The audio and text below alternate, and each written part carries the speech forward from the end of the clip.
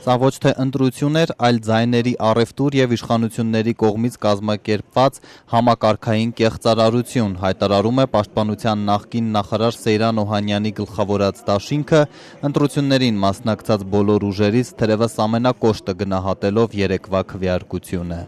Այս ընտրություններով Հայաստանը եւս մեկ մեծ հետքայլ արձանագրեց, ասված է պաշտոնական տվյալներով ընդամենը 2% քվե ստացած Օհանյան Ռաֆի Օսկանյան դաշինքի հայտարարությունում։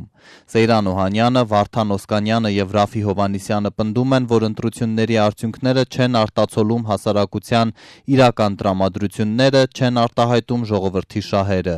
Ներքին ու արտաքին քաղաքականության բոլոր ոլորտները ձախողած եւ տապալած ուժը չի վայելում Հայաստանի ժողովրդի անգամ նվազագույն վստահությունը, ընդգծում են Պաշտպանության եւ արտաքին գործերի նախկին նախարարներն ու եզրակացնում. կրկին ունեցանք ապօրինի ճանապարհով ձևավորված ոչ լեգիտիմ իշխանություն, էլ ավելի խորացավ քաղաքական մենաշնորհը, ավելի են սրվելու երկրում առկա խնդիրները, ավելի է խորանալու անհուսությունն ու անարդարության զգացումը, ավելի է մեծանալու արտագաղթը եւ լրջորեն վտանգվելու է մեր երկրի անվտանգությունը։ Օհանյան Ռաֆի Օսկանյան դաշինքի գնահատմամբ իշխանություններն ուզում են ամրապնդել ժողովրդի մեջ առկա մտայնությունը, թե Հայաստանում ընտրությունների ճանապարհով որևէ փոփոխության հասնել հնարավոր չէ։ Տեղի ունեցավ քաղաքականությունից հեռու փողատեր թաղային հեղինակությունների կռիվ, երկրի համար ամենածանր հետևանքներով, գնահատում են ընդդիմադիր 3 առաջնորդները։